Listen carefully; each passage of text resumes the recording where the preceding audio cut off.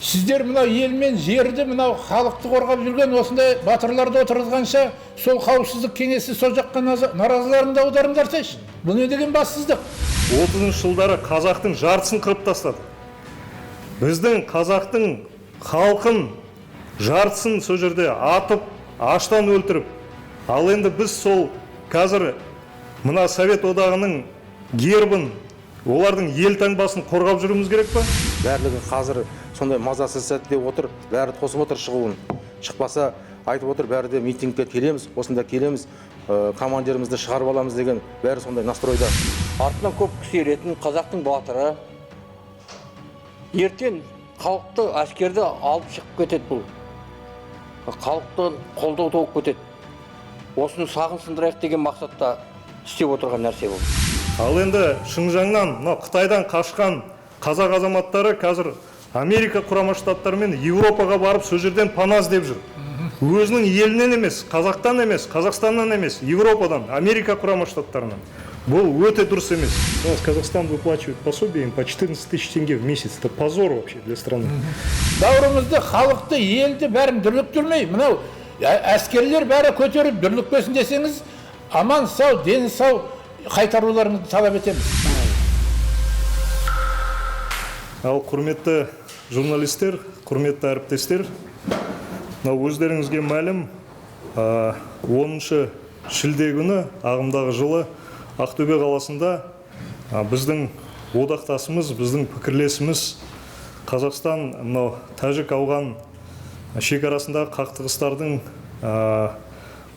ардагерлер одағының төрағасы Мұрат Мұхамеджанов 5 тәулікке қамауға алынған болатын. Ол жерде оған тағылып атқан айып, мынау сол жердегі сол Ақтөбе қаласында тұрған ескерткіштегі Совет одағының ел таңбасын жұлып алған үшін. Енді біріншіден Мұрат Мұхамеджанов оның айтқаны сол жердегі Совет одағының ел таңбасы мынау қазақ жерінде Ақтөбе қаласында тұрмау керек. Ол біздің қазақтың, Қазақстанның идеологиясына сәйкес келмейді деп, сол ел таңбаны алып тастаған болатын. Енді өздеріңіз білесіздер, біз осы ағымдағы жылы біздің тәуелсіздігімізге 30 жыл толып отыр. Қазақ елінің тәуелсіз мемлекет құрғанына.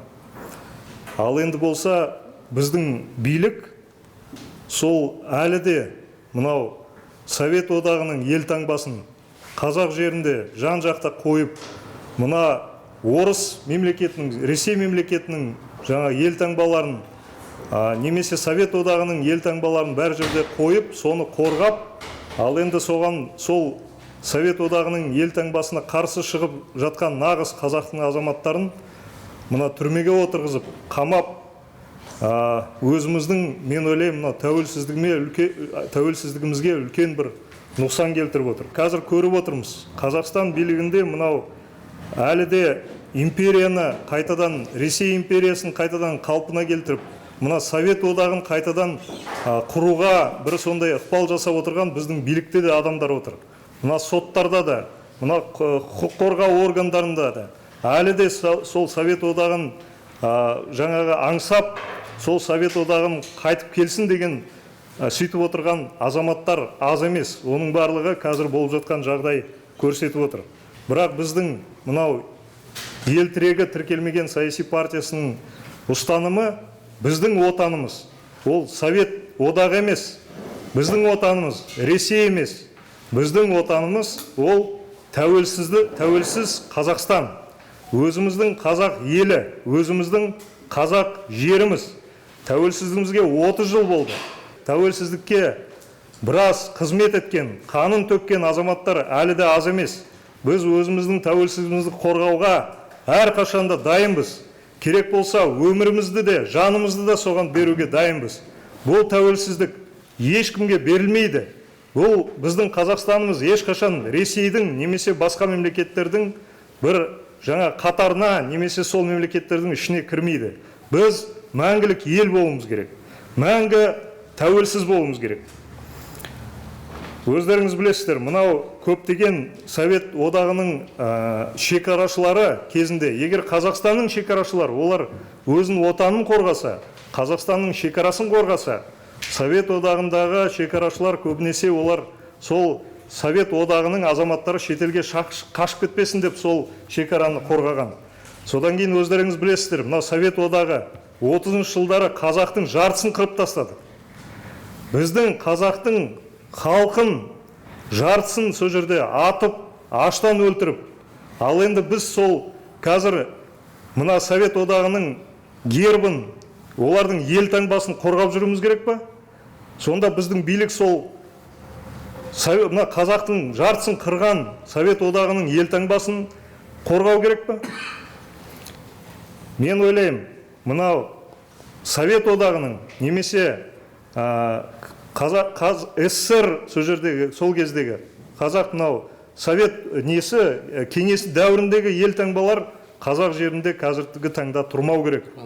Ол қызыл жалау, мынау қан жаққан жаңа қызыл жалау Совет одағының Қазақстан тәуелсіз елінде ол жалаулар тұрмау керек. Ол үшін біз осы қазақтың елінің жігіттері, қыздары, намысшыл азаматтар оған жол бермейміз. Тағы да мен осы билікке осыны айтарым. Сондықтан біз Мұрат Мұхамеджановты толығымен қолдаймыз. Ол нағыз елдің батыры, нағыз елдің азаматы. Ол осы тәуелсіз қазақтың жерін қорғап жүрген азамат. Мынау Никонов, Федоров сияқты жаңағы Ресейден шығып жатқан мынау құйтырқы істермен, іс-әрекетімен белгілі болған депутаттар, сол Ресейдің Думасының комитет төрағаларына өзі ең бірінші жаңа қарсы шығып, солардың аузын жаптырған азамат, батыр. Сондықтан Мұрат Мұхамеджановты біз әрқашанда қолдаймыз.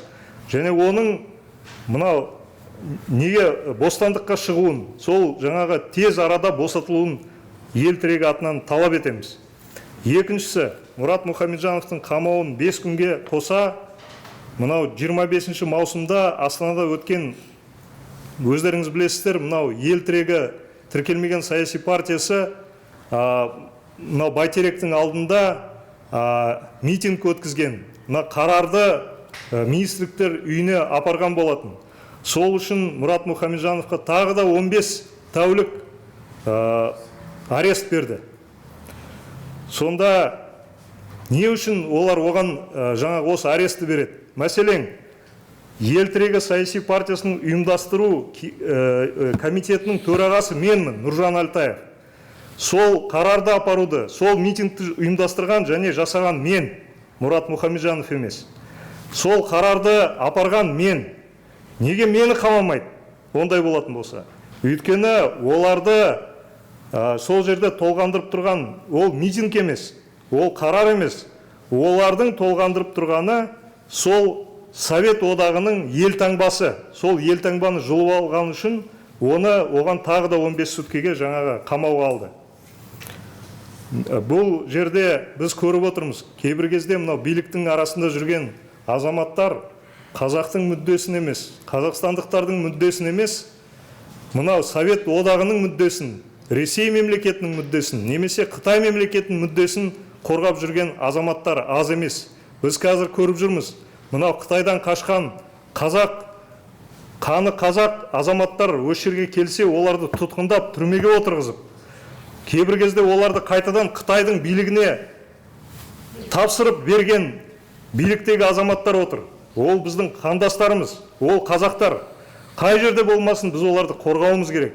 Біз олардың жан-жақты мына мүддесін қорғап, әрбір қазақ қай жерде болмасын, қай мемлекетте, қай жерде болмасын, біз оны қорғауымыз керек. Ол мынау Қазақстан тәуелсіз мемлекетінің ең басты сондай бір алдында тұрған мақсаты болу керек. Сондай бір жаңағы идеологиясы болу керек қазақтың. Ал бізде болса, біздің билік әркімнен қорқып, Ресейден қорқып, Қытайдан қорқып, біздің азаматтарды солардың билігіне тапсырып, немесе Ресей жағынан бір заказ түссе, түрмеге отырғызып, біздің азаматтарды. Сөйтіп сондай құйтырқы істер болып жатыр. Ал енді Шыңжаңнан, Қытайдан қашқан қазақ азаматтары қазір Америка құрама штаттары мен Европаға барып, сол жерден пана іздеп жүр. өзінің елінен емес, Қазақтан емес, Қазақстаннан емес, Европадан, Америка құрама штаттарынан. Бұл өте дұрыс емес. Бұл елдігімізге бір түскен үлкен сын деп санаймын. Қазақтың жерінде Ресейдің полигондары әлі бар. Ресейдің әскери жаңағы нелері біздің Қазақтың жерінде әлі тұр. Космодром, басқа да. Ал енді біз болса оған, біздің билік оған көзін жұмып қарап отыр соның барлығына. Қазір біз естіп жатырмыз жан-жақта. Мынау Ауғанстанда соғысқан ветерандарға, одан кейін Тәжік-Ауған соғысының жаңағы ветерандарына Ресейдің елшілігі шығып, Қазақстан төлемеген пособияларды, Қазақстан төлемеген ақшаларды біз төлейік деп. Біздің ветерандарды сатып алып жатыр. Өздеріне тартып. Үй, баспана мәселелерін бәрін шешеміз деп, енді ветерандардың көбісі оған келіскен жоқ.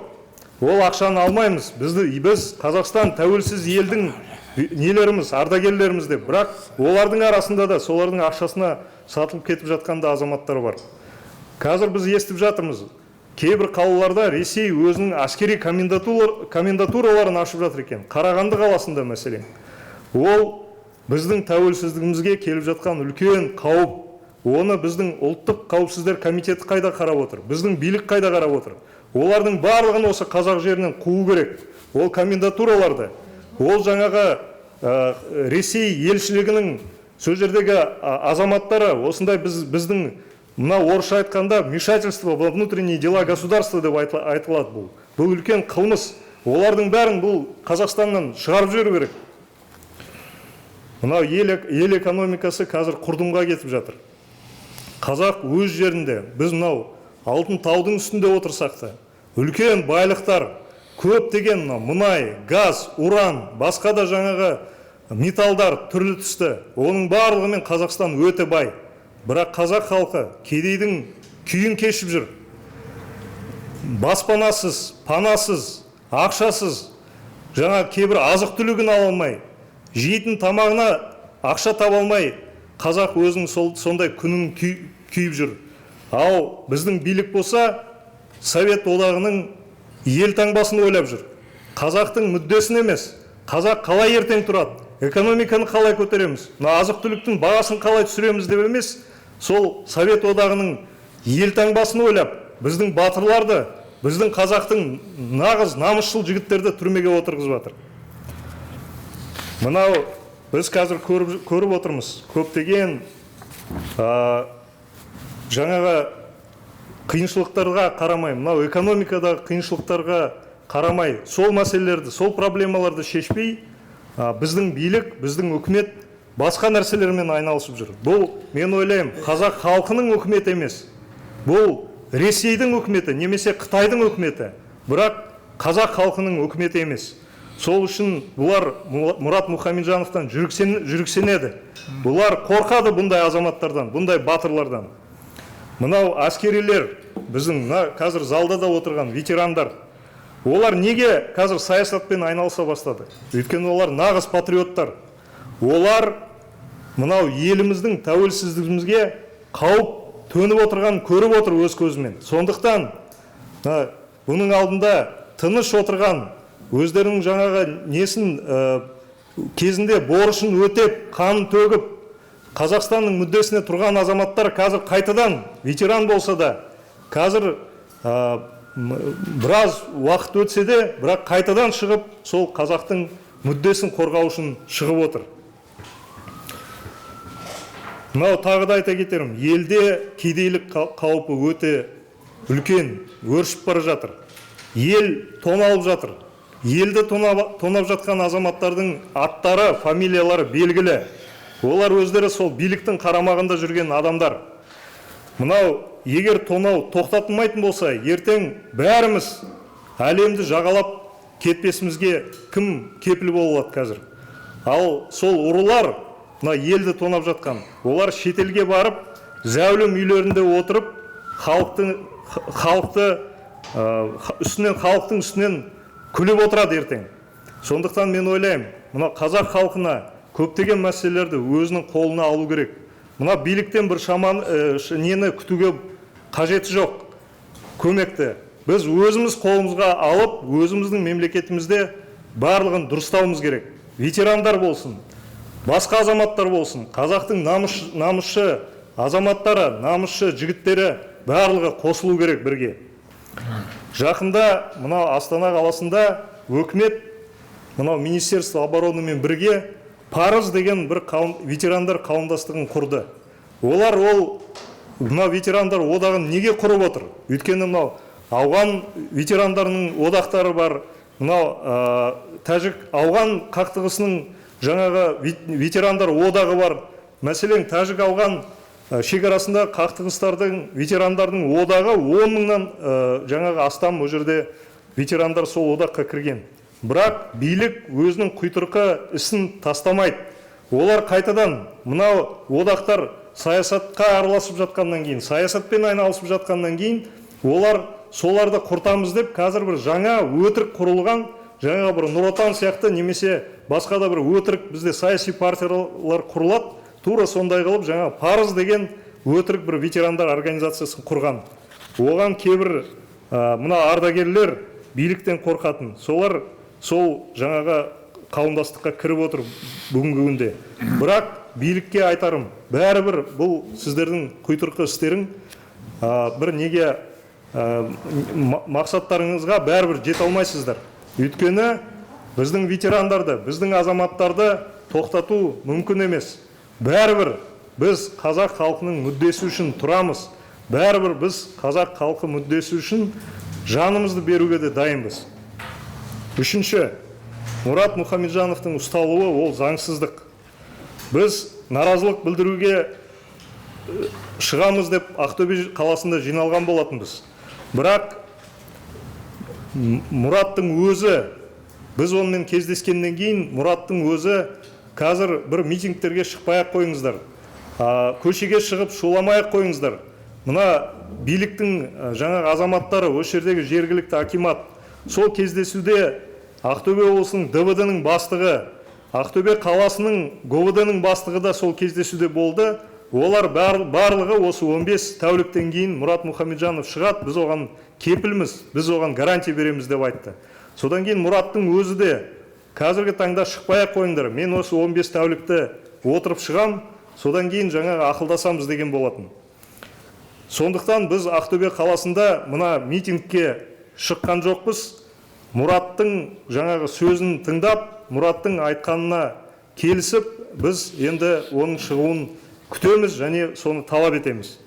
Бірақ мен ойлаймын, Мұраттың денсаулығына байланысты қазіргі таңда проблемалар бар. Оның қан қысымы жоғары. Сондықтан мен ойлаймын, мына Мұрат Мұхамеджановтың денсаулығына да, өміріне де әлі де қауіп бар. Сондықтан егер ары қарай осы 15 тәуліктен кейін Мұрат Мұхамеджанов шықпайтын болса, онда мына Астана қаласында, басқа да қалаларда үлкен митингтер болады. Барлығымыз, қазақ елінің жігіттері, батырлары, ардагерлер, барлығымыз осы Астана қаласында жиналып, үлкен митинг жасайтын боламыз. Сондықтан осы мәлімдемен біз адамдардың назарын осы жағдайға бүгін аударғымыз келеді. Біз билікке ескерту жасағымыз келеді. Сондықтан қазір біздер белсенділер, мынау белсенділерді, активистерді, осы саясатпен айналысып жатқан азаматтарды бәрібір басып тастай алмайсыздар. Біз бәріміз керек болса Мұрат Мұхамеджанов үшін көтерілеміз, көшеге шығамыз. Сондықтан осы 15 тәуліктен кейін Мұрат Мұхамеджанов бостандыққа шығу керек. Ел үшін басын қатерге тікке азаматқа қолдау көрсету, мен ойлаймын, әрбір қазақ азаматының борышы. Сондықтан бүгін біз осы мәмілені, осы мәліметті билікке де жеткізіміз келеді. Мұрат Мұхамеджановқа ешқандай қауіп төнбеу керек, ешқандай оның денсаулығына немесе өміріне бір қауіптер болмау керек. Ертең 15 сутка өткеннен кейін Мұрат Мұхамеджанов шығу керек.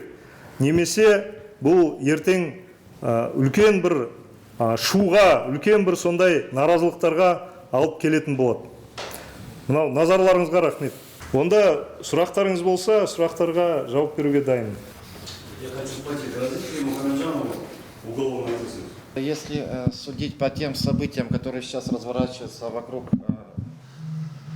нашего товарища, необходимо отметить следующее. Да, ему инкриминируется сейчас административное правонарушение, но это только то, что лежит на поверхности. Обратимся к событию предполагаемого, так скажем, правонарушения. Оно имело место быть в столице Республики Казахстан, которая не была надлежащим образом заактирована, запротоколирована. Мурат не был задержан. Проходит определенное количество времени, его задерживают уже совершенно в другом регионе, другой области, где ему выписывают административное наказание, которое мы считаем неправильным, несправедливым, ошибочным. И уже будучи там, за стенках, ему вдогонку по неведомым нам линиям, сообщениям приходит установка наказать по тому событию правонарушения, которое, повторюсь, не было надлежащим образом актировано, запротоколировано в столице Казахстана. То есть внешняя оболочка как бы административные наказания, но механизмы, которые в данный момент работают в отношении господина Мухамеджанова, они именно из области уголовных репрессий, механизмов. То есть где такое было, да? Ну вот за всю новейшую историю Казахстана кто-нибудь может подобное припомнить? Чтобы человека по административке закрыли в одном регионе, и потом ему пришили административное предполагаемое правонарушение давно минувших дней.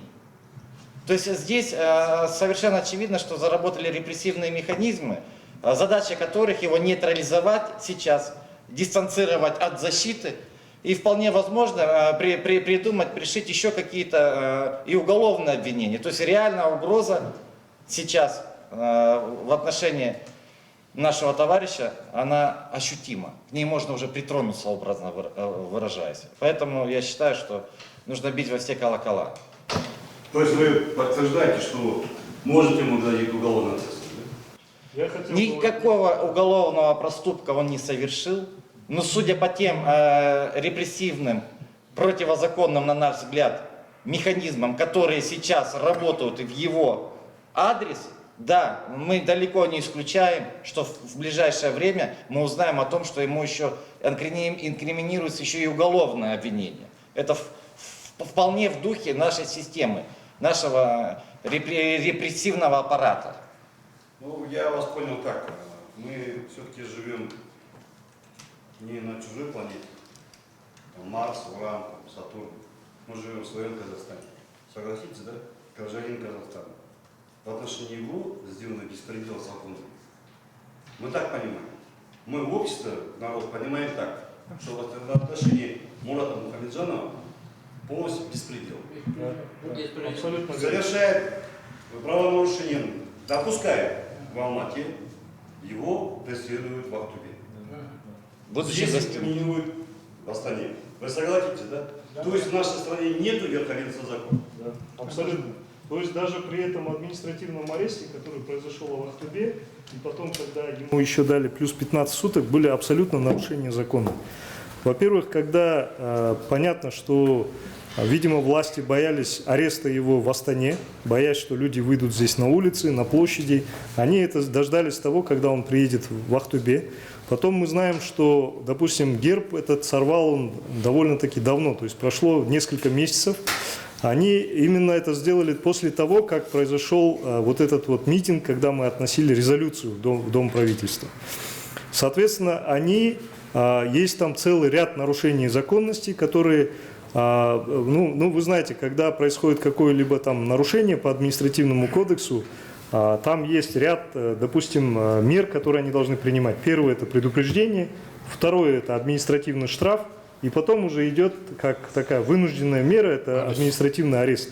Но у нас получается, минуя, значит, все вот эти промежуточные этапы, они сразу берут и закрывают его. Основное это страх того, тем более, что мы там планировали еще после 19-го там провести митинг в Астане.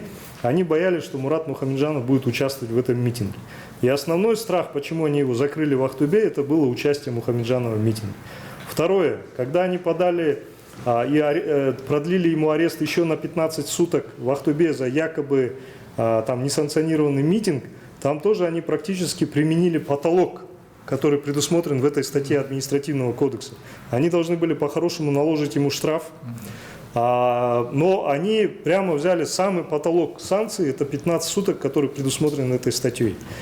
Мы незамедлительно, практически там на следующий день подали апелляционную жалобу. Вы знаете, в соответствии, опять-таки, с процессуальным кодексом, его должны были выпустить до того, как вступит решение в силу, значит, уже на апелляционной инстанции. Но они его не выпустили, незаконно удерживали там ВВС.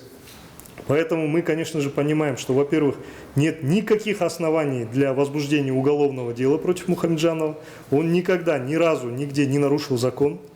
Не было никаких оснований для того, чтобы там возбудить против него уголовное дело, но мы боимся, что, учитывая отсутствие верховенства закона в нашей стране, учитывая продажность зачастую и зачастую незаконные решения судов, которые мы везде видим, что, скорее всего, его могут, конечно же, там после вот истечения 15 суток либо снова возбудить какое-то административное производство и что-то там еще придумать, либо еще додуматься до того, чтобы возбудить на него уголовное дело. Но в любом случае мы молчать не будем. Мы, во-первых, будем информировать полностью о ходе всего этого народ Казахстана, население, прессу, средства массовой информации. И, конечно же, мы молчать не будем, мы в том числе будем делать какие-то акции протеста. Спасибо. Бүгін көтеріп отқан мәселе өте жоғары, керемет дүние болып жатыр. Өйткені елім дейтін ел болмаса, елім дейтін ел қайдан туады деп жатыр. Сол үшін де Мұхамеджановқа бостандық сұрап жатқанымыз, мына жерде заңсыз әрекеттердің қозғалып жатқаны өте жоғары. Бірақ бұл жерде менің қойын деп тұрған сұрағым, ел халықтың мүддесі қазір мәжбүрлі түрде вакцинация салдырып жатыр. Шілденің 17-сінен бастап, егер де сіз вакцинация алмасаңыз, бір апталық ПЦР тест тапсырып. Енді нанын әрең тауып жүрген халық сол ПЦР тестке 7 мың теңге төлеу керек па, бір айда 4 марта алу керек. Болмаса вакцинация алу. Сол үшін де мемлекеттің вакцинация о бастағы бабына байланысты вакцинация мәжбүрді түрде емес, адамның өзіне байланысты салу керек. Дәл қазіргі сәтте осыған не айтар едіңіз? Елдегі саяси партия ретінде біз мәжбүрлі вакцинаға қарсымыз. Өйткені халықты бұлай қинап, қорқытып, үркітіп, жұмыстан шығарамыз. Немесе басқа да жаңағы кейбір адамдарға, жасы келген адамдарға пенсияны алмайсың, егер вакцинаны салмасаң. Немесе басқа да ешқайда шыға алмайсың. Қазір енді тағы да айтып отырмын, мына қыркүйектен бастап балаларды, кішкентай балаларды жаңағы мәжбүрлеп вакцинация жасаймыз, немесе оларды мектепке кіргізбейміз деген сондай бір әңгімелер жүріп жатыр. Бұның бәрі дұрыс емес деп санаймын. Әр азамат, әр Қазақстанның азаматы өзі шешу керек. Вакцина жасай ма, жасамай ма. Егер жасағысы келсе, есіктер ашық. Барлық жерге барып, қазір мынау торговый үйлерде де барлық жерде вакцинацияны жасап жатыр, барып вакцинаны жасауға болады. Оған ешкім қарсы емес, оған ешкім кедергі емес. Ал енді азамат өзіне сондай шешім қабылдап, мен мына вакцинаны салдырмаймын десе, онда мәжбүрлеп, қинап вакцинация жасауға болмайды. Ол біздің партияның ұстанымы осы. Құрметті дөңгелес достар, қазақ елі, айттарыңыз қабыл болсын. Құрбан айты бәрімізге құт пен береке әкелсін, елімізге тыныштық әкелсін. Енді менің айтайын деп отырғаным, мынау Совет үкіметінің тұрған гербін, ол үкімет жоқ. 30 жыл болды ол үкіметтің жоқ болғанына. Сол гербті жұлып алдым деп жабу Мұрат Мұхамеджановты. Бұл нағыз бассыздық. Бұның астында үлкен саяси астар жатыр деп ойлаймын өзім. Мұрат Мұхамеджанов енді сол гербті жұлып алған үшін 15 сөтке беру деген ол нағыз бассыздық, бас істемейтін адам ғана солай істейді. Жоқ үкіметтің гербін қорғау деген масқаралық қой енді тәуелсіз мемлекетке. Ал енді Мұрат Мұхамеджановты ұстап отырған себебі, мен өзім былай ойлаймын, өзімнің жеке пікірім енді. Сондай әскердің адамы, подполковник, артынан көп кісі еретін қазақтың батыры, ертең халықты әскерді алып шығып кетеді бұл. Халықтың қолдау тауып кетеді. Осыны сағын сындырайық деген мақсатта істеп отырған нәрсе бұл. Жалғыз Мұрат емес, ана Алматыда Абзал Достияровты жауып тастапты. Міне дәл осындай неменен. 5 сөтке, 6 сөтке беріп, одан кейін тағы да 15 сөтке қосып. Ал енді мен айтатын бүкіл халыққа, бүкіл осы ұлтжанды азаматтарға, елім, жерім деп жүрген азаматтарға, біз бірікпейінше, біздің басымызды осылай бөлек-бөлек бұл билік құртуға тырысады. Елдің сөзін сөйлеп жүрген азаматтардың аузын жабуға тырысады. Алдың күні мына Нағысқан екеуміз ана мен балалар министерствода вакцинаға қарсы, жаңағы өзің айтқан, соған қарсылық білдіріп митингге шығағы, біз Нағысқан құрдасымыз екеуміз бірге бардық. Сонда екі қабат әйелдерді қолын бұрап тұрып сүйреп шығарып жатыр. Біз ана жерде енді ақсақал болғаннан кейін кішкене оларға қою, басу айтайық деп бардық. Ал енді бұл билікке қазір бізді ұстап алады, барсақ мысалы, шалдарды. Біз немеле бұл билікке, біз айтаймыз деп отырмыз, келіңдер ақылдасайық. Отырып мына жерде шешейік бәрін. Біреу келмейді, қозғалмайды, саңырау. Енді балаларға, енді сен сиырдың тілі жоқ, сиырға апарып вакцинация салуыңа болады. Солай қойға, малға. Ал адам баласына жұмыстан шығарам, әйтем бүйтем деп қорқытып вакцинация алғызу деген не масқара бұл?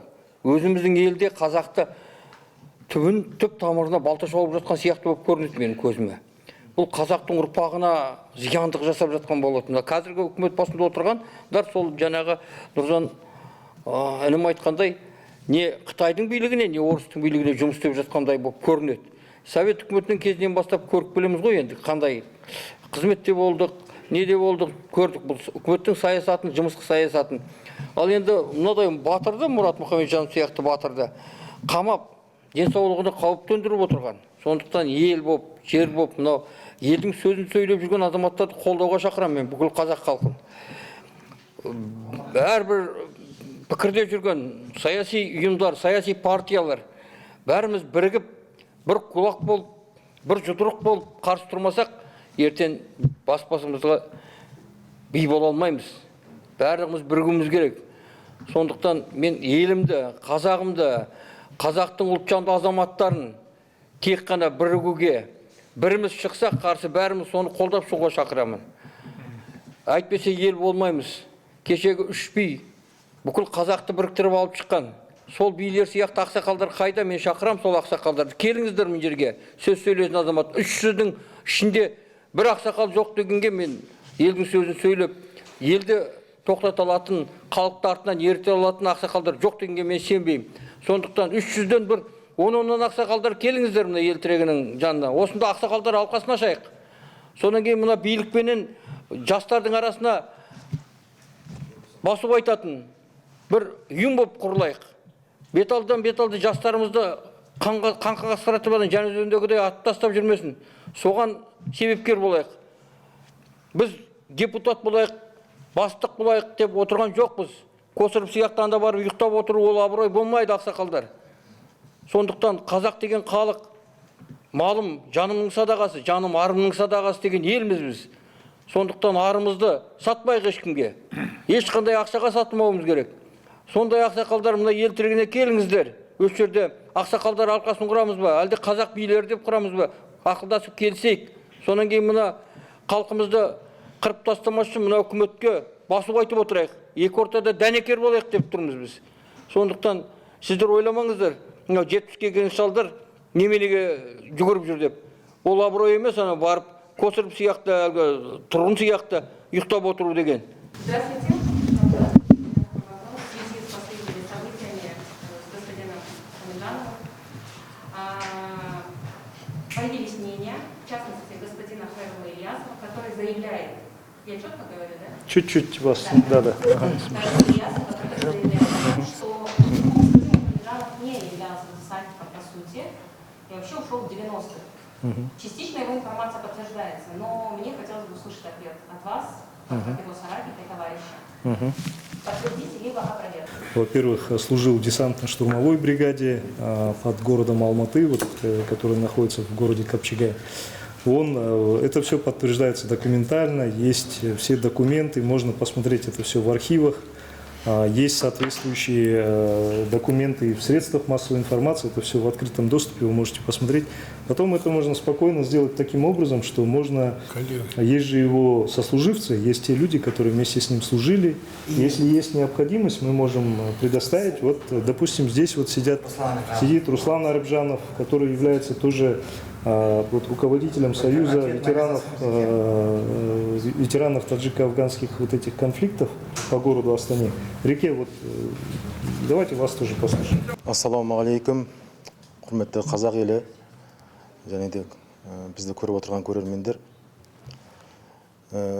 Мен осы Тәжік-Ауған шекарасындағы ұрыс қимылдарының қоғамдық бірлестігінің Нұр-Сұлтан қаласы филиал бойынша төрағасымын. Осы жылдың басынан бастап осы қызметтемін. Мұрат Нұрахметұлын Мұхамеджановты мен 2013-тен бері білемін ол кісіні. Осы ұйымға кіргеннен бері мен ол кісімен қоян-қолтық жұмыс істеп келе жатырмыз. Осы отанды сүю, осы ұлттың патриотизм туралы жастарды, жасөспірімдерді отанды сүюге баулау, ылғи осындай іс-әрекеттерді 2013 жылдан бері біз бірге істеп келе жатырмыз.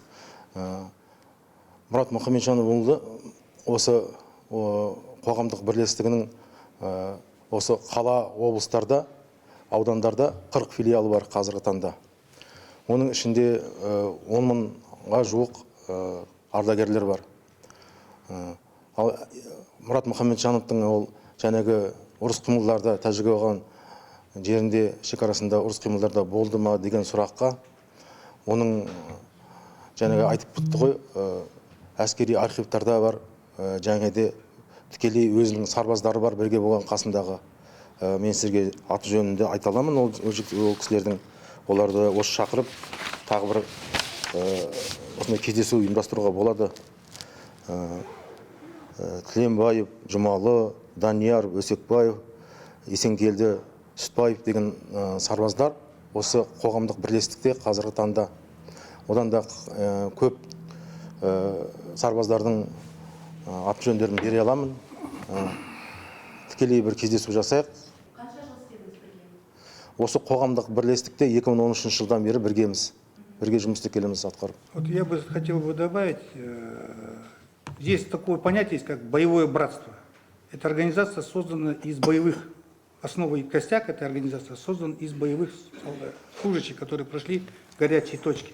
То есть они не на словах, а на деле доказывали друг другу преданность родине, преданность товариществу, закрывали друг друга в боях, поддерживали друг друга. Это в боях, это вообще другое понятие, когда мирная жизнь и когда боевая, да, боевая обстановка. Поэтому просто эти логические, следуя логике, тут можно сказать такое. Могли ли боевые товарищи избрать его председателя, зная, что он самозванец, например, или сомневаясь в его качествах, личных качествах? Это уже невозможно. Здесь вообще другая плоскость, другая материя. Поэтому я считаю, что здесь и его боевые товарищи могут это подтвердить. Вот сейчас говорят, что есть огромное количество людей, которые вместе с ним участвовали в этих боевых действиях. И здесь нету... Это легко выяснить. Это легко выяснить. Здесь они проверялись, то есть, находясь в одном окопе, находясь под обстрелом, они вместе проходили с ними эти испытания, они могут это подтвердить. И самое главное, могли бы его избрать председателем такого-то общества, зная или сомневаясь в его личных качествах. Извините, пожалуйста, у меня еще 3 вопроса. Я ради двух приехала. Подскажите, пожалуйста, вот сейчас в социальных сетях ходит такая информация, что Гельтрегор готов предоставить многодетным матерям офисы для проведения митинга. Офисы? Да, Для проведения митинга? Закрытое помещение, не является митингом. Слышала, что вы готовы организовать митинги с многодетными, со всем остальным. Я хочу узнать, это действительно так? А если это не так, опровергните и скажите, пожалуйста, вообще такая идея для вашей партии имеет место быть? Она была бы для вас интересна? Я вам объясню, наверное, почему. Ну, во-первых, вообще это абсурдно, то, что в социальных сетях, потому что зачем делать митинги в офисах, да? И митинги делать надо на улице, на площадях. Площадя улицы мы предоставить не можем. У нас в собственности партии Гельтрега нет площадей, улиц. У нас, вот, условно говоря, ну, если в городе Астане, то это единственный офис, который есть у партии Гельтрега. Здесь, конечно, у нас двери открыты для всех общественных организаций. Вот к нам приходят, и многодетные приходят, и ветераны приходят, и инвалиды приходят, и очень много общественных организаций, которые к нам приходят. Они иногда, там, допустим, просят нас провести какой-нибудь круглый стол или какое-нибудь совещание, допустим, на ту тему, которая их интересует. Например, вот к нам приходили инвалиды и говорили, давайте проведем круглый стол, связанный с вопросами инвалидов. Мы всегда, практически мы никому не отказываем, мы говорим, вот у нас помещение есть, можете бесплатно пользоваться, мы даже не будем требовать с вас деньги за то, что мы там проводим круглый стол. И мы как бы вместе это делаем. Каких-либо могут обратиться, для этого вообще никаких проблем нет, тем более они и обращаются, многодетные. У них, конечно, там это не одна однородная организация, вообще этих организаций несколько многодетных. Они приходили недавно к нам, значит, мы планировали один из митингов провести совместно с ними против принудительной вакцинации, но там был такой момент, что мы сразу же сказали, что мы будем проводить только законные митинги, митинги в правовом поле. Поэтому мы направили уведомление в акимат города Нур-Султан. Но акимат, как всегда, впрочем, он нас там сильно не удивил, он опять отказал в этом проведении митинга, ссылаясь на красную зону и коронавирус, поэтому мы от этой идеи отказались. Но в целом, как я уже говорю, и многодетных матерей, и другие общественные организации мы всегда готовы поддерживать, но только тем, чем мы можем. У нас нет каких-то финансовых возможностей, финансово мы их поддержать не можем. Мы не можем им там предоставлять там, как там сказано, улицы, площадя или там офисы и так далее, но поддержать в юридическом плане, поддержать, вот, например, сейчас несколько многодетных к нам пришли с просьбой оказать им содействие в открытии республиканского общественного объединения, которое будет называться там, если не ошибаюсь сейчас, Анам-Имбала. Мы сказали, что мы юридическую помощь готовы оказать, там, подготовить проект устава, проект учредительных документов и помочь им зарегистрировать свое общественное объединение. А у них есть какие-то препоны для создания? Просто они, да, во-первых, препоны, вы знаете, что вообще любая общественная организация, которая там занимается общественной деятельностью, отстаивает свои права, либо это политические партии, у них большие проблемы вообще с регистрацией. И не только многодетные. Да, и второй момент, конечно же, там в любом случае там нужен юрист, да, для того, чтобы правильно подготовить все эти документы, поэтому здесь мы сказали, что мы готовы им помочь.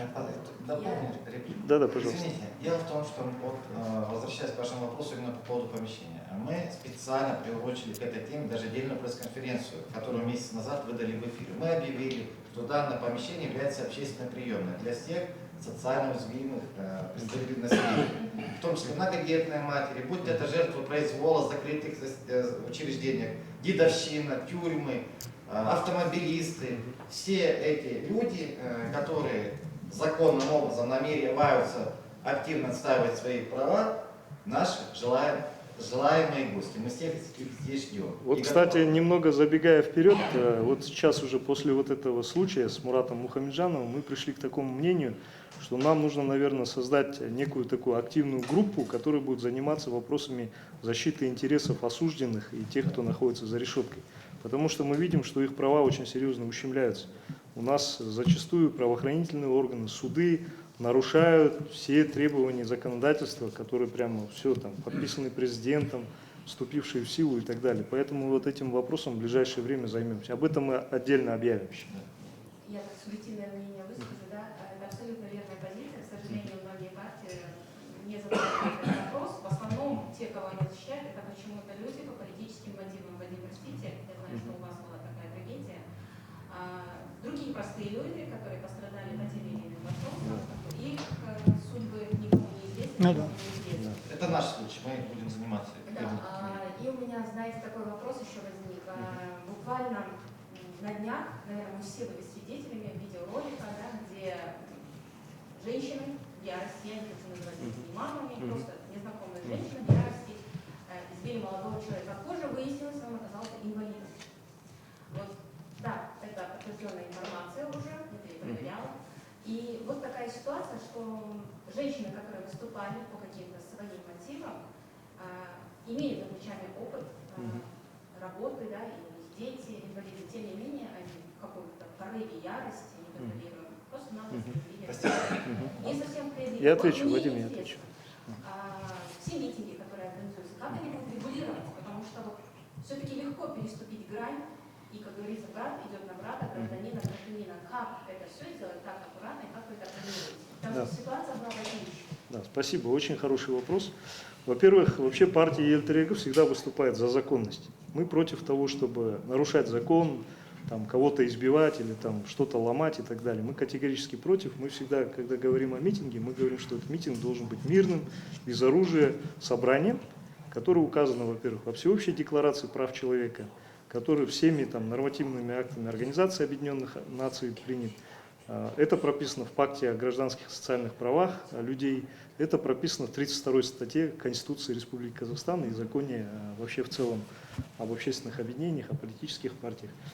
Поэтому мы всегда за законность. Но здесь нужно учитывать как один очень важный момент. Сейчас ситуация в стране очень накаляется. Население, народ очень недовольны чиновниками. И это недовольство уже достигает своих пределов. Оно скоро будет выплескиваться. Я вам хочу сказать, что вот подобные чиновники, которые иногда там безответственно что-то заявляют, я не говорю про того человека, которого избили, да, я вообще в целом говорю, да, я говорю вообще в целом про чиновников. Вот те чиновники, которые будут делать какие-то безответственные заявления, которые будут обманывать народ, там, говорить, что вакцинация она не принудительная, а потом оказывается совсем по-другому, они, я боюсь, еще раз хочу сказать, они будут все больше испытывать вот то, что произошло в тот раз. То есть народ их скоро будет избивать. И не только просто там представителей советников, скоро возьмутся за министров и премьер-министра. То есть люди будут их находить и будут избивать. Вот этого я боюсь. Потому что либо власти сейчас наконец-то начнут слушать народ. Почему эти женщины пошли и избили? Да? Потому что их никто не хотел слушать. Когда эти женщины говорили, давайте где-нибудь соберемся за круглым столом, послушайте нас, мы хотим высказать вот мирно абсолютно. Эти люди, чиновники, не хотят их слушать. Они говорят, да идите вы, что хотите, то и делайте, а мы здесь будем делать свое то, что хотим. И вот эта позиция властей, чиновников, она уже доводит до белого коленя людей. Потом, когда эти женщины пришли, ну, я не присутствовал, не был, но, насколько я могу судить из средств массовой информации, я увидел, что когда они пришли к этому дому министерств, хотели зайти и поговорить с чиновниками, им начали заламывать руки, их начали вытаскивать из этого здания и выбрасывать на улицу. Поэтому это была реакция этих женщин на то, что там делали полицейские при входе в здание министерства. Поэтому я просто нашей власти еще раз хочу предупредить. Это не к тому, что это мы там хотим что-то подобное организовать или что. Абсолютно нет, мы не пытаемся это делать. Но надо понимать, если они дальше будут народ доводить до такого состояния, каждый раз их будут избивать и будет становиться все хуже и хуже. Потому что этих женщин, на мой взгляд, довели просто до такого состояния. И я еще раз хочу сказать властям, не доводите народ, не доводите до того, чтобы вас потом избивали где-то в министерствах или на улице. Лучше всего садиться за стол переговоров, разговаривать. Когда народ поднимает какие-то вопросы, нужно садиться и разговаривать. Вот и все. Или хотя бы давать пар спустить. Ведь власть не дает пар спустить. Если несколько старушек выйдут на площадь, их окружают полицейские. Десятки, сотни людей. Где им искать защиты? До кого им остается докричаться? Если можно, вот еще один момент, вот Нагасхан Толюбаев, он присутствовал там, то есть он находился рядом. Мен қазақша айтайын. Түсінді? Біз осының бәрінің ішінде мына кісі бар, бәріміз ана күні куәсі болдық осы. Ана күні бәріміз осы мынау өзіміз келісіп митинг жариялаймыз деп жаңа айтты ғой Нұржанда. Ұлттық мүдденің атынан халықтың осындай жағдайда екенін қазір бүкіл халық біліп отыр. Халық әбден наразы. Әйелдерді қойып, қазір жастар, бала, шаға, бәрінің өзі бүкіл халық оянды. Мына 30 жылдың ішінде мына билік мезгіп бітірді. Өз халқымызды өздері қорлап. Міне барып, анау Мұхамеджановпен осындай жағдай болды да сіздер кеттіңіздер ғой ана жаққа енді. Біз енді болса да әйелдер шығатынын білеміз. Ана жақтан жігіттер бармай-ақ қойса қайтеді анау мынау деп. Бірақ осының бәрін көзімізбен көрдік біз әйелдерді қалай қорлап атқанын. Министерство здравоохранения барсақ анау есіктен кіре бере барсақ ана жағының ішінде былай әйелдерді полда сүйреп келе жатыр, прям шаштарынан сүйреп, милициялар араласқан. Біз сол жерде араласып, өзіміз араластық. Издевались над женщиной. Вот сами, екеуміз көзімізбен көрдік. Поэтому сен де болсаң соның орында сөйтесің. Сосын уже нервы не выдерживает жұрттың бәрінде. Сосын жаңағы мына Мұрат бауырымыздың да осындай жағдайға жеткені неге? Бұрын әскерлер міне отыр ғой көздері. Бұлар өз жұмыстарын істеп, өз беттерімен жүрген адамдардың. Бұлар да саясатқа кірген жоқ. 29 жыл шыдады. Халықтың көріп отыр осындай жағдайға жеткізгенін. Дүние жүзінде әлемге біз мазақ болып отырмыз қазір. Әлемге мазақ болып отырмыз. Осындай жағдай, елімізді, жерімізді қорғаған адамды бүкіл дүние жүзінде әлақанға салып, мыналар міне ұрпаққа үлгі қылады. Бізде басқа жастарды қойып, мына екеумізден апарып, сүйреп апарып тақты. Сонда біз не істеп жүрміз? Ел, жер кетпесін деп, сосын мына мәжбүрлі вакцинацияға қарсы деп, балаларға. Оны әрбір адам өзіміздің біздің құқымыз ғой. Ішіміздегі неміз бәріміз бейбіт түрде наразылығымызды білдіруге. Өзіміздің ата заңда да бар. Бүкіл әлемдік жаңағы заңдарда да бар. Әр адам өзінікін бейбіт түрде бірігіп, жеке де айтуға құқылы деген. Сондықтан мына билік уже бүкіл халықтың шегінен шығып бітті. Мына әскерлерде жай тұрған жоқ. Бұлар да общество осы өзі бүкіл халықтың ішіндегі адамдар. Бұлар шыдап болып, сосын ақырын ғана халықтың мұңын айтып, әне күні Мұхамеджановтар осы бірге митинг істегенде болдық біз ішінде. Ол ең әуелі жаңағы көп балалы аналарға, жаңағы сосын жаңағы мүгедектерге осындай жаңағындай үкіметтің, биліктің осындай істеп атқанына наразылығын білдірді. Ол әр адамның, бұлардың да бәрінің құқы осы біз қазақ елінің азаматы болғаннан кейін. Осыны түсінейік ағайын. Сосын мына билікке айтатыным, халыққа осындай қорлыққа келдіңдер, сол үшін біз осылай көшеге шығып, шуламайық, бейбіт түрде, заңды түрде өз наразылығымызды ортаға салып, жаңағы ұлттық мүддені құрып, міне, осы шаңырақтың астында мына кісілер міне бізге көмектесіп, 24 ұйымның атынан келіп, заңды түрде қарар қарап, осының бәрін жазып, петициямен апарып беріп атқанда бізді мазақ қып жүр. Санасқылары келмейді уже, оны да көріп жүр уже халық. Енді басқа площадка қалған жоқ. Енді ол жаңағы әйелдер шығып жатыр, міне әскерлер шығып жатыр. Енді қалған халық шығуға дайын. Осыны білсін де, халықпен санасын.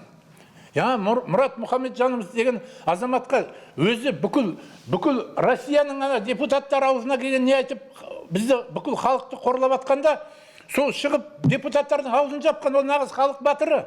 Мынау қазіргі істеп отқандары қорлық. Сондықтан халықтың да мынау бүкіл жаңағы мына әскерлердің да титығына тимей, сол жаңағы бауырымызды босатсын, Мұхамеджанов бауырымызды. Біздің айтатынымыз осы айналайды. Свидетелем, мне. Да, вы сами видели, говорили, что женщин волокли. Есть ли подтверждающие труп, видеоролик? Бар. Заявление в полицию, вы говорите, что вас тоже волокли. Вы писали? Меня не...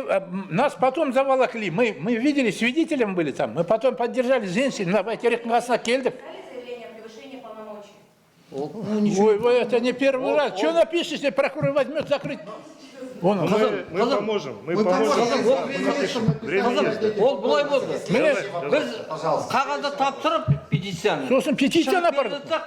Бір машина амон, қап-қара киініп болған, даже сұраған жоқ, келді де Шөшеміз келе жатқан апарып тықты. Кешке дейін ұстап, бана неде кетсін. Такие ситуации, общество. Именно какие ситуации? Вокруг Мурата? По аресту. Какие у вас возможности в обществе?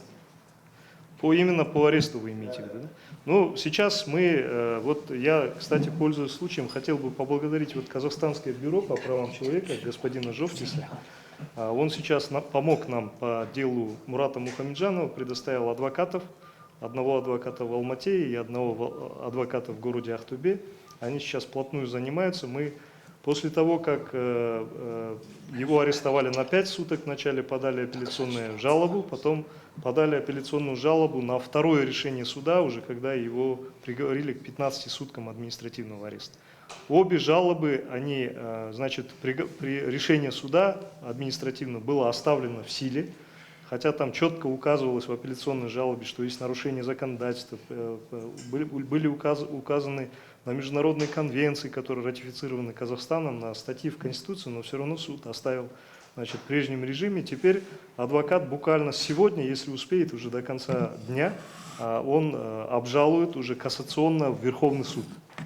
Я не знаю, как там дальше пойдет, мы это будем смотреть. Если Верховный суд опять-таки оставит, значит, решение административного суда в силе, тогда мы будем обращаться в Комитет по правам человека Организации Объединенных Наций. Мы уже с Комитетом по правам человека этот момент обсудили.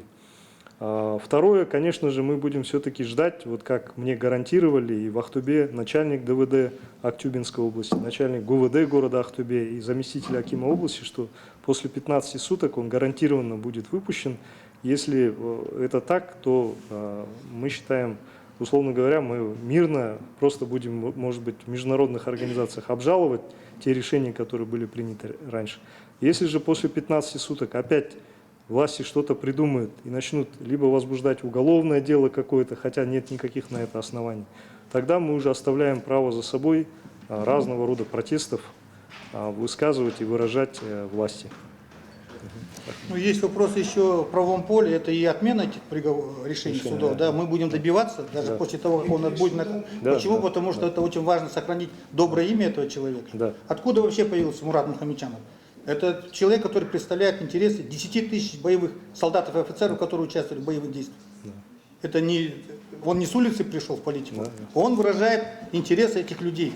Он пришел в политику, выражая интересы этих людей. Он отстаивал ваши интересы, в том числе и ваши интересы, добился закона, принятия закона, правильно? А те же пособия, это его заслуга в том, что он эту работу провел. Далее, я вам скажу более, протестные настроения сейчас в стране усиливаются, они будут усиливаться. И самое страшное, эти протестные настроения из недовольства переходят в озлобленность, что сейчас показали последние события, когда женщины, матери инвалидов учинили рукоприкладство в Министерстве здравоохранения. По сути дела, это было протестное выражение протестов. Уже власть не может найти диалог с с различными протестными явлениями, которые у нас, вы посмотрите, это огромные проблемы. И в экономике, это и материнские проблемы, это проблемы и военных, это проблема и тех же бюджетников, которые сейчас сталкиваются с этими проблемами, это ухудшение жизни населения. И они будут, эти протестные населения. И будут люди, которые будут возглавлять эти протестные населения, которые возьмут на себя ответственность возглавить эти протестные настроения. И имея при себе интеллектуальные возможности, имея при себе духовные возможности, имея при себе другие нравственные качества, они будут возглавлять. Это нормальное явление. Власть должна это понять. Если дальше, сегодня мы говорим о Мурате Мухамеджанове, сейчас это боевой офицер. Я вам скажу больше, разведки государств, которые работают и против нас, и работают с нами, которые, они всегда, есть такое, и особенно в западных разведках, есть такое понятие, проводят тестирование и определяют потенциал, качество народа, который заселяет ту страну. И они смотрят, есть ли у этой страны герои, по-нашему говоря, батыры. И второй вопрос, если есть, они ставят определенную шкалу, оценочную шкалу. А потом второй вопрос, как относится народ к этим героям? На основании этого принимаются стратегические решения, как работать с этой страной. И то, что сейчас власть сделала с Мухамеджановым, это нас не красит, и нашу страну не красит, и тем более власть не красит, то, что они сделали с Мухамеджановым. Конечно, мы будем добиваться и отмены этого приговора. То, что сейчас нам позволяет правовое поле, в этом правовом поле мы проведем полностью эту работу. Я вам гарантирую, это будет работа, будет проделана. И население нас поддержит, народ нас поддержит. Народ знает, к нашему большому удовольствию, к радости, мы знаем, что народ знает, кто такой Мухамеджанов. Знают его боевые товарищи, которые вместе с ним участвовали в этих боевых действиях. Мы должны гордиться такими людьми. И то, что они пришли в оппозицию, которые хотят установить диалог с властью, власть должна приветствовать это. Приветствовать, когда такие люди, адекватные люди, люди с боевым опытом, люди, которые на деле доказали свою любовь и патриотизм к нашей стране. С ними необходимо, это должна власть находить диалог с ними, работать с ними. Вот сейчас они создают альтернативное общество. Но общество-то есть по защите интересов военных, которые участвовали в боевых операциях, которые могли там отдать свою жизнь. Они пришли с живыми и здоровыми, и теперь это проблема для страны, что ли, получается? Ну, они это специально делают, чтобы разделить. Они косвенно защищали не интересы таджикского народа, они интересы защищали нашего народа. Да. Они своей грудью закрыли тот терроризм, который должен был прийти к нам. по сути дела. Если бы мы пропустили эту войну в Таджикистане, граница с нами была бы открыта, что бы сейчас на стране было? Мы должны голову склонить перед этими ребятами. А что мы делаем сейчас? Какие это ворота входят вообще? Что это такое? Что за страна у нас получается? Военные поддерживают Мурат Мухамеджанов. Все знают, что Мурат Мухамеджанов настоящий национальный герой. Они знают, что он былай қазақша айтқанда қазақтың батыры. Оны елдің бәрі көріп отыр, біз де көріп отырмыз. Мына жан жақты кешегі жаңа бірқатар мына Мурат Мухамеджанов туралы мына роликтер нелер шыққан кезде қазақ халқының барлығы сол роликтердің астында комментарийлер жазып отырмыз. Біз көріп жатырмыз. Мыңдаған комментарийлер барлығы осы қазақтың батыры, нағыз қазақтың мүддесінде тұрған азамат деп сөйтіп жазып жатыр. Я думаю, что военные в первую очередь, они понимают, что это свой, во-первых, человек, герой. Да, пусть, да, вот Руслан Арибжанов сидит здесь, вот в зале сидят военные. Әлбетте қолдайды.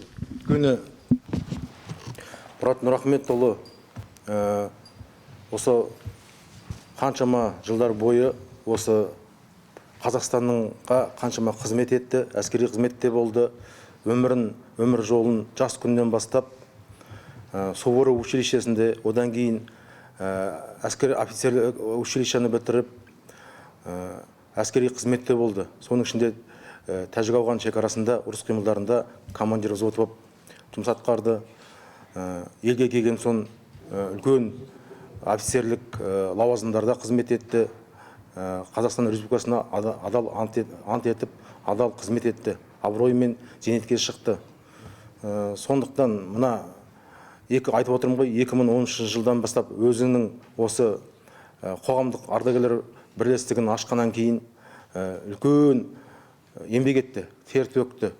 Түнді ұйқыны ұмытып, күндіз күлкіні ұмытып, бала шағасының қасынан кетіп, бүткіл осы Қазақстан Республикасының елді мекенінің барлығын аралап, бүткіл ардагерлермен сөйлесіп, сол жерде өзінің филиалын ашып, олардың жанұядағы жағдайларын біліп, мысалы, ол үлкен еңбек деп ойлаймын. Оның қасында біз, мысалы, кезекпен кезек бір апта бойы жүре алсақ, асында ере алмай қалатынбыз, шыны керек. Осы қолғындықтан ол кісіні өте қатты құрметтейміз.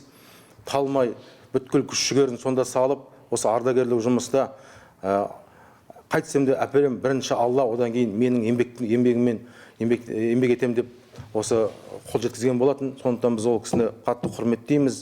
Ол кісінің айтқаны ардагерлер үшін үлкен бір мәртебе, құрметпен қарайды. Қазір санасы ояу азаматтар осы саясатқа, қазақ елінің саясатына араласып жатқаны мәлім. Қасында жүрміз міне азаматтар. Ол кісінің айтқан мына саясатқа кіргеніне бәрін қолдаймыз. Өйткені қазақтың батырлары айтпағанда, осы жерде батырлар жүрмегенде кімде жүреді? Біз жаңа кешеден былтырдан бері осы митингтарда әйел адамдар жүріп, қарапайым азаматтар жүріп, соларды тиіп жатқан кезде жүрегіміз қынжылған. Біз зейнеттегі адамбыз ғой, жарайды біз әскереміз ғой, біз мемлекеттік адамдарымыз, және де қоғамдық бірлестік біз деп отыра бермей, бізде шығайық. Халық көрсін, қазақтың батырлары, ардагерлер қолдайды әрқашанда бірге деген немен кішкене ел басына да президентімізге де жеткізе білейік деген мақсатта шықтық. Ол біз ана бұзықтық жасайық деп басқадай бір іс-әрекеттерге барған жоқпыз. Біз халықтың назын айтайық, осы бұл жатқан нәрсені көрсетейік деген мәселелермен шығып жатырмыз. Оның барлығы көкірегі ояу ардагерлер біледі. Барлығы қазір сондай мазасыз сәтте отыр, бәрі тосып отыр шығуын. Шықпаса айтып отыр, бәрі де митингке келеміз, осында келеміз, командирімізді шығарып аламыз деген бәрі сондай настройда, былай айтқанда. Ол барлығы қолдайды. Почему вы сегодня не имеете хотя бы на руках 8 лондон Мурата Мухамеджанова? Почему вы их уже не написали, не показали? Видишь, какая там ситуация сегодня какая? Вот сегодня журналисты задают вопрос. Почему так выдали информацию про него в очень негативном плане средств массовой информации? И там преподнесли, что он не настоящий военный, понимаете? Я о чем это говорю? Я полковник вооруженных сил, хотя бывший. Я тоже участник афганской войны, в Сьерра-Леоне, там, Нагорный Карабах. Я 7 лет воевал. Я просто хочу сказать на будущее, да? Вы должны были иметь это, 8 лет. И сразу проще дать им в руки. Вот, пожалуйста, наш 8 минут. Вот что он задумал. Вы совершенно правы. Это, да. Вы сегодня говорите, вы спрашиваете, поддержат ли его военные? А почему вы так спрашиваете? Почему они должны военные поддерживать? Я по-другому скажу. Он профессиональный военный. Профессиональный военный. Я знаю его прохождение службы. Был командиром взвода, был командиром роты Национальной гвардии. Национальная гвардия для нашей страны это элита. Знаете, да? Сейчас его нет, сейчас Национальная гвардия. После этого он служил на должностях старшего офицера в управлении боевой подготовкой Национальной гвардии. Потом перешел в Министерство обороны, Центрального аппарата. Тоже был в управлении департамента боевой подготовки. Я по этой службе его знаю. Я считаю, что его поддерживают не только из-за того, что он профессиональный военный, а его поддерживают, что связано с его позицией, как патриота страны. Кого он защищает? За кого он слово говорит? За кого он стоит? Он стоит за многодетных матерей. Он стоит всех обиженных. Почему они не должны поддерживать? Вы понимаете, да? Вот в этом материке 25 числа, когда все-то происходило мероприятие по поводу регистрации Министерства юстиции вашей поддержанной партии, да? Информация такая прошла. Администрация президента начала звонить Министерству обороны. И начали всех наизнанку вытравливать. Почему военные там делают? И вся страна думает, раз вы так одеты вот в эту форму, все думают, что там военные. Теперь давайте по пальцам посчитать, сколько там военных было. Там не было военных случаев, они бывшие военные случаи. Вы согласитесь, да? Правильно? Да. Но, как обычно, у нас в этой ситуации, потому что агентирующий Министерство обороны во главе не бывает. И сегодня вот журналисты как задают вопрос. Хитро. Нет, ну это право журналистов. Это провокационный вопрос. Ну, что им стоит, чтобы эту информацию взять? Они журналисты, они могут спокойно Простите, обратиться. не надо трогать журналистов, большая просьба. Они могут обратиться. Нет, они вправе обращаться к тому, кому они захотят. Давайте журналисты должны задавать любые вопросы, самые Получайте ответы потому исчерпывающие. что Теперь следующий вопрос. Есть следующий вопрос у кого? А что стало реальной причиной ареста господина Мухамеджанова? Сорванный герб, либо его оппозиционная деятельность? Я думаю, что все-таки занятие политической деятельностью в целом, потому что у нас как-то так принято, что властями нашей страны, что политикой не может заниматься никто. И общественной деятельностью, там, завоевывать авторитет среди населения никто не имеет права, кроме их самих. И любая политическая деятельность должна быть с ними согласована. Если кто-то начинает заниматься политической деятельностью без их согласования и без их отмашки, скажем так, того человека начинают преследовать. Это знают все. Это, знаете, такой секрет Полишинеля. Весь народ об этом знает. Поэтому я думаю, что по-большому, почему Мухамеджанова начали преследовать, из-за того, что он имел смелость вообще поднимать какие-то политические вопросы, имел смелость выйти на площадь и за народ что-то сказать, вот эти проблемные вопросы, которые перед народом созрели. Ну и, конечно, тот герб, который был сорван, герб Советского Союза, у нас, видите, очень серьезное такое давление вообще со стороны Российской Федерации. Кто эти гербы устанавливает, да? Кто? Мы же это видим. По сути, Российская Федерация делает некий такой, очень такой аккуратный, вроде бы никому незаметный такой шаг. Они по всей территории Казахстана, во всех областях расставляют вот эти пограничные столбы с советскими гербами. Хорошо, вот недавно в Павлодаре или где вот его убрали. Вначале поставили, потом акимат, ну после того, опять-таки, как Мухамеджанов туда поехал, указал, он ничего не срывал, но он показал. На видео прямо снял, что стоит пограничный столб Советского Союза. И там после этого акимат пошел и демонтировал этот пограничный столб. И мы видим, это политика Российской Федерации. Они ставят свои опознавательные знаки во всех областях Казахстана. Первое. Второе.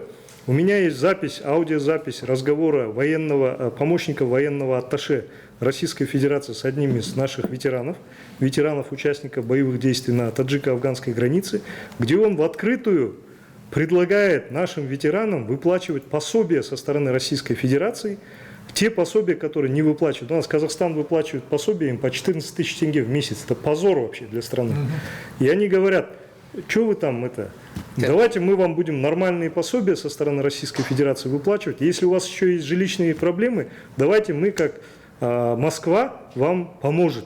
Понимаете? То есть идет прямое вмешательство во внутренние дела государства и прямой подкуп, значит, ветеранов, бывших военных, для того, чтобы их потом использовать, если будет какой-то конфликт с Казахстаном.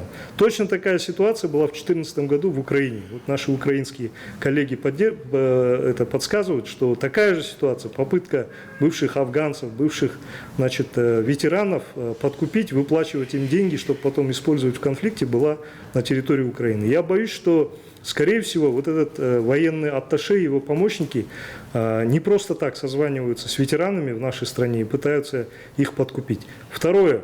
В этом же разговоре я услышал, что у России, оказывается, имеется на территории Караганды военная комендатура.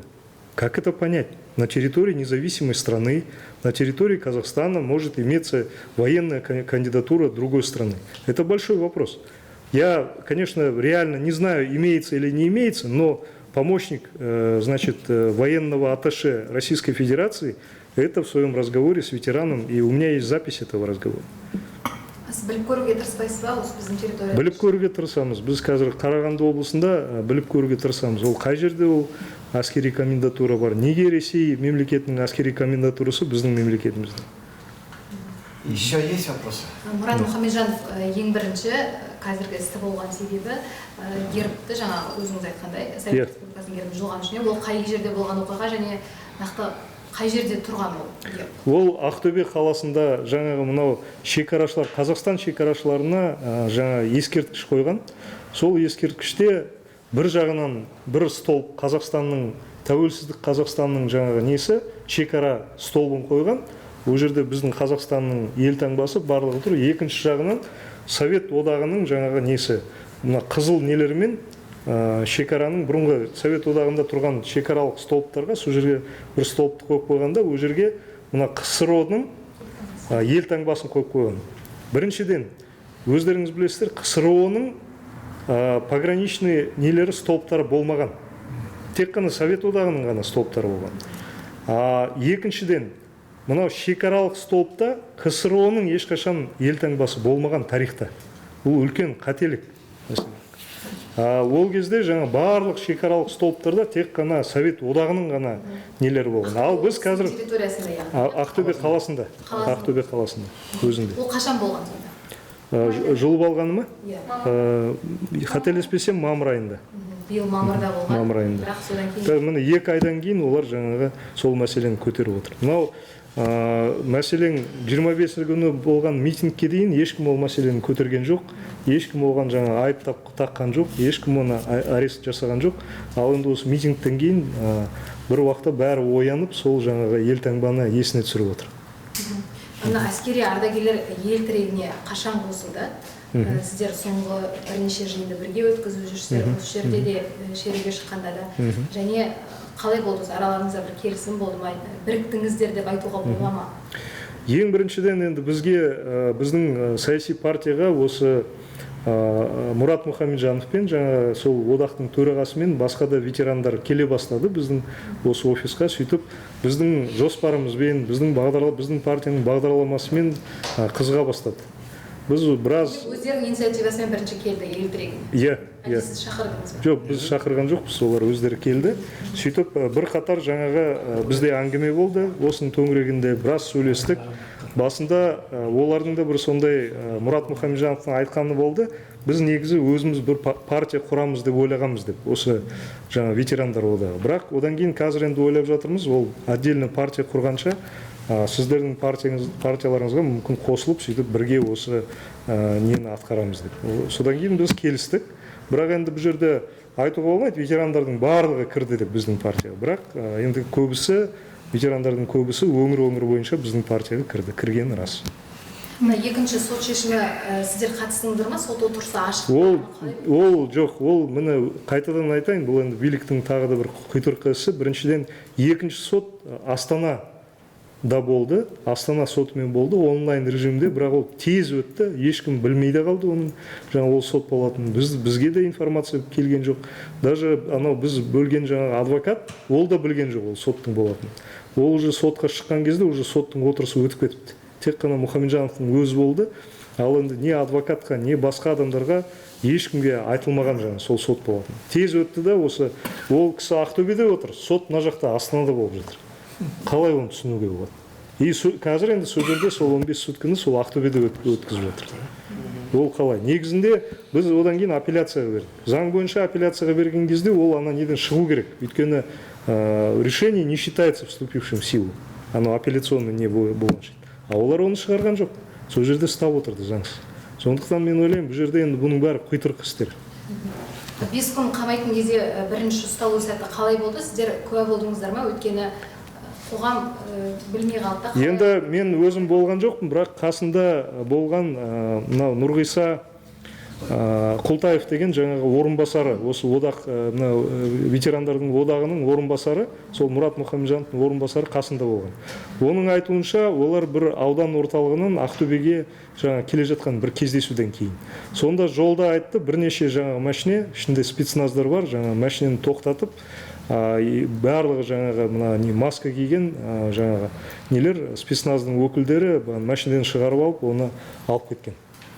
Содан кейін жаңағы маған Мұрат Мұхамеджанов өзі телефон соқты, орынбасары да телефон соғып айтты, бізді қазір әкетіп бара жатыр, не үшін екенін білмейміз, ешқандай не айтылған жоқ, бірақ сөйтіп жаңағы неге бізді қазір Ақтөбенің несіне ДВД-сына алып бара жатыр.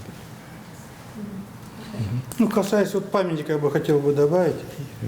Здесь тоже прослеживается упущение власти. Как могли позволить установку этого монумента, не проведя действительно экспертизы на основе, посмотреть, какую моральную, какие идеологические несет посылы этот памятник.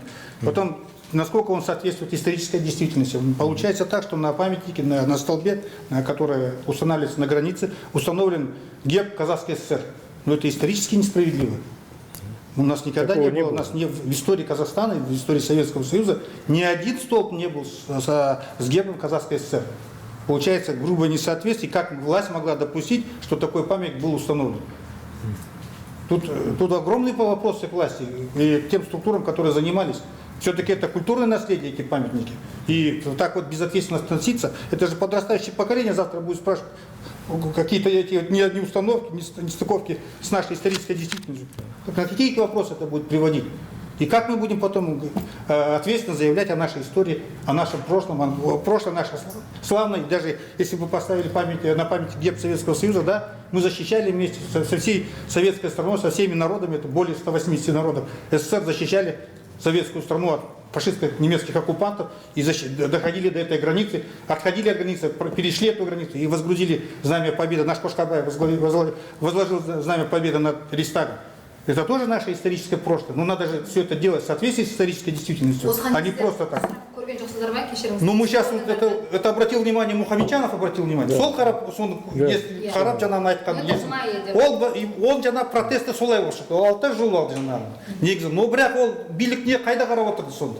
Рахмет. Нені қарап отырды, мыналардың дұрыс емес қой. Сәйкеске келмейтін нені ескертті что ойватсыңдар. Мыналар ертең балаларымыз Өтуге де болады деп сұрамайын деп кешірім. Бірінші, я судебный. Білуге тырыспадыңыздар ма, билік органдарынан, әскери органдардан сол гербтің тұрғаны, сіздер хабардар болдыңыздар ғой? Біз қазір хат жазамыз, Ақтөбе облысының әкімдігіне. Осы мәселе бойынша олардан ресми түрде жаңағы информацияны сұрататын боламыз. У вас пояснение? Сіздер де соны журналист ретінде сұрасаңыздар. Просто біз көрген... Вообще-то этот повесительный столб стоял во дворе в Алмате. Правильно? Ну, в Алмате, во дворе где-то стоял. Это во-первых. Да, во-вторых, я вот хочу уточнить вопрос такого характера. Раз Мурата Мұхамеджанова арестовали в Ақтөбе, поводом послужило, что вот этот вот повесительный столб, он сорвал там герб Советского Союза, да? Казахская ССР. Несуществующий. Да, который, в принципе, да, априори такого быть не может. Да. Вы согласитесь, да? Да. В юридическом плане и так далее и тому подобное. Ну, если это фантазия художника, скульптура, тогда он должен согласовать со всеми это. Казахстан должно быть основание. Да. На каком основании? Значит, кто-то должен дать по этому основанию должен в эту отмашку дать приказать, чтобы организовать этот арест. Вы сами сегодня, говорили, сказали, что он ехал навстречу в районе. Значит, машина уже были накончены, Да. уже запланированы и приехали. Они его и отслеживали, и да. их взяли, да? Да. Это первое. Второе. Суд состоялся санкционный в октябре. Что послужило основанием для новой партии, которая планируется регистрируется, вам такой вопрос. Вы будете этих гражданских активистов защищать? Да, да. Ну что вы сейчас Однозначно. делаете? Однозначно, да. Я вот просто Да, спрашиваю. однозначно. Я не спрашиваю, Мухамеджана Да. может защищать. Завтра буду Карабин. Да. Послезавтра Айбаева может Да, быть. да, да. Мало ли что. По мере наших возможностей, вот я сейчас официально заявляю, что мы будем стоять на защите гражданских активистов, которые подвергаются политическим репрессиям. И То, что которые уже произошло, подверглись. то, что произошло с Мухамеджановым, я хочу сказать, это борьба с инакомыслием, это политические репрессии в отношении гражданского активиста. По-другому это никак. То есть тут можно, мы видим, что юридически за уши притянутые вещи, во-первых, за несуществующий герб. Осындай біздің қазағымыздың батыры, елдің тірегі, елдің сойын сойып жүрген жаңа Марғұлан Боранбай. Yeah. Қазіргі таңда енді созудан созу ұзақ бір бітпейтін процесс болып кетті. Осының артында негізінде енді шыны керек Марғұлан Боранбайдың да ол жерде де незаконны болып тұр. Неге? Өйткені бір ватник деген сөзге бола жабысып, барлық қай-қайдағы жоқ жаман нәрселердің бәрін жабыса беру. Мұхамеджановтың да артынан дәл осындай ертең ұзағынан созылып кетпей ме деймін. Осының артында кім тұр? Осыны мемлекет іздеп табу деген жағдай бола ма, болмай ма? Енді мынау біріншіден Марғұлан Боранбайға қатысты бұл жерде мен ойлаймын, мынау Ресей Федерациясының билігі тұр бұл мәселенің артынан. Олар, мен ойлаймын, біздің сотқа да, біздің билікке де бір сондай не әсер беріп жатыр, тапсырма беріп жатыр осы Марғұлан Боранбай. Өйткені ватник деген сөз біз анау заключениесінен де көрдік, экспертный заключение былай деп жазып берген. Ватниктер деген ол бір нацияға не қылады. Это национальная группа деп қалай ол сонда. Мен ватник деген халық бар екен, біріншіден естіп тұрмын. Сондай халық дүние жүзінде бар екен, ватник деген. Сонда ол мынау экспертиза енді көрініп тұр ғой өтірік екен де, шындыққа ешқандай ұласпайтын, бірақ сол жерге жазып қойған бұл ватник деген ұлт. Соответственно, Марғұлан Боранбайдың ватник деп айтқаны ұлттық бір неге намысына, олардың сол ватниктердің ұлттық намысына тиетін нәрсе деп сөйтіп заключениесінде жазып берген. Енді бұл күлкілі нәрсе. Сондықтан енді мына Мұрат Мұхамеджановқа қатысты да, бізде сондай бір қорқыныш бар. Қазір тек қана осы 15 суткамен бітпей, одан кейін тағы да немесе бір қылмыстық іс, немесе бірақ основания жоқ. Ол ешқандай заңды бұзған жоқ, ешқандай бір қылмыстық кодексте қарастырылған нәрселер жасаған жоқ. Ол нағыз елдің батыры, оның бәрі біледі. Бірақ енді біздің билік солай үйреніп қойған, керек болса, олар әйтеуір бірдемен тауып, өтіріктен жауып тастайды. Ол жерде даже қанша адвокат жалда, қанша заңгерлерді жалда, бәрібір сот сол биліктің айтқанын жасап отыратын болады. Біз оны қазірден де көріп отырмыз. Сондықтан, бірақ егер Мұрат Мұхамеджановқа басқа да бір қазір істер қозғалып, немесе басқа да бір құйтырқы сондай нәрселер жасалатын болса, онда біз ел тірегі партиясы үндемей отырмаймыз. Біз өзіміздің протестімізді айтамыз, біз халықаралық организацияларға да жүгінеміз. Одан кейін мен ойлаймын, халық та қарап отырмайды деп оған сенемін. Олар да қолдайды. Сондықтан егер Мұрат Мұхамеджановқа осындай нелер жасалатын болса, онда ертең өте үлкен шуға ұласып кетеді деп ойлаймын. Бізде Қазақстанда әділ сот бар ма? Мені қаншама соттарды көріп жүрміз ғой енді. Байбекті жамандап еді, Жанболаттың өзі күнәлі болып шықты. Мені Абдол Досияровты жауып тастады тағы да, осы дәл Мұрат Мұхамеджанов сияқты. Мына екі шалды 10 амон, әлбеттерін жауып алған. Жаман екі шалды автобусқа тиеп алып барды. Әділеттік пе? Жоқ қой біз әділеттік. Елді басқарып отырған кім ыңғай ұры? Сондықтан бұл үкіметке біз әлгі арыз жазып, анау-мынау деп жатқанымыздың бәрі енді заң жүзінде істелсін дейміз ғой енді. Заңды талап етеміз. Сондықтан енді қарап отырмаймыз енді, Нұржан. Дұрыс. Мен бір-екі ауыз айтайын ақсақал ретінде. Уважаемые спикеры, простите, пожалуйста. Бір-екі сөз айтсын. Мынау қазіргі қауіпсіздік кеңесінде отырған елбасымыз Назарбаевтың бір сөзі бар өзінің. 92 жылы айтқан, 92 жылы, қазіргі дейін телевизорда қайталап жүр. Мені өздерің сайладыңдар, өздерің міне осындай елді сеніп бердіңдер, мен де адаммын, бұлай бір жағына дұрыс кетпесем, менің көзіме кемшілігімізді айтып, мен түзетіп отырыңдар. Мен алып тастауға дейін құқыларым бар деген. Әлі күнге дейін телевизорда аямаңдар деген. Сол енді мен сол кісіге қазір мына қауіпсіздік кеңесін әлі күнге дейін басқарып отыр ғой. Сол кісіге мен мына орысша обращение дейді, қазақша өзім айтайын деп отқаным осы. Халықтың атынан, өзіміз мына ақсақалдардың атынан. Осы қауіпсіздік кеңесін сіз басқарып отырсыз. Оны басқаны қойған уақытта мынау шетелден келген жаңа айтып отыр, мына Қарағандыда орыстар комендатурасы батыпты дейді. Сіздер мынау ел мен жерді, мынау халықты қорғап жүрген осындай батырларды отырғанша, сол қауіпсіздік кеңесі сол жаққа наразыларыңды аударыңдарсайшы. Бұл не деген бассыздық? Бүкіл әлемде жоқ қой мынандай нәрсе. Басқа елдің, шет елдің несі комендатурасы келеді. Ана орыстар жүр, несін кигізіп, ана немене деуші еді, батамандар деп. Оларға да әрбір жерден, әрбір облыстан бір не беріп қойыпсыңдар жаңағы. Одан мынау Қытайдан келген азаматтарымыз ғанандай қорлық қылып жатсыңдар. Өзімізден қашып бүкіл әлем біліп, әлем геноцид деп, Қытайды мұсылманға геноцид істеп жатыр деп, бүкіл әлем мойындағанда сендер өз бауырларымызды ол шырылдатып қойып, не жаңағы келген мына документтерін дұрыс бермей, жаңағы саяси не дейді ғой, сонысын бермей, шетелге кетіп қалды Сайрагүлген әйел келіншегіміз, қызымыз. Бұл бүкіл әлем қарап отыр қазіргі заманда. Сондықтан Назарбаев мырзаға обращение жасаймын мен халықтың өзіміздің осының атынан. Осының бәрі істеп жатқан, бәрі білет, халық сауатты, халық күтті. Артынан осы 30 жылда бәрі осының аяғы болатын халық шыдамы таусылды енді. Енді осыған нетіп жаңағындай мынандай түскен былтыр Дулат Ағаділ дегенде елді жерді қирап жүрген алдыңыздар да оны жаңағы ненің ішінде өлтіріп шығардыңдар. Оны да дұрыс тексермей, ол да жабылып қалды. Енді міне осы мына жаңағы Мұхамеджанов бауырымыз түсіп отыр, ертең ол да ауырып қалды деп көзін құртып жүре ме деп көп халық қазір осыған біз ішімізден ойланып отырмыз. Сенім жоқ өйткені. Сондықтан мынау бауырымызды, халықты, елді бәрін дүрліктірмей, мынау әскерлер бәрі көтеріп дүрлікпесін десеңіз, аман сау, дені сау қайтаруларыңызды талап етеміз. Осыны айтайын деп ақсақал ретінде. Рахмет. Онда құрметті журналистер, әріптестер, онда 1,5 сағаттан астам мына пресс-конференциямызды өткіздік. Осымен енді аяқтайық. Біз енді ары қарай да сіздерді толығымен осы информация беріп отырамыз. Мұхамеджанов жайлы қалай өтіп жатыр, не болып жатыр.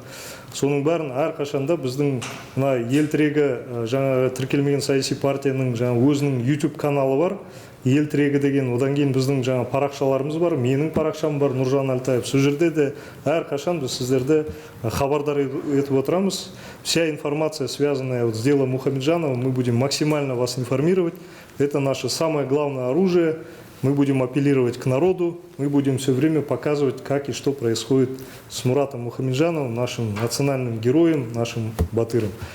Спасибо вам большое, что сегодня пришли и были вместе с нами. Спасибо.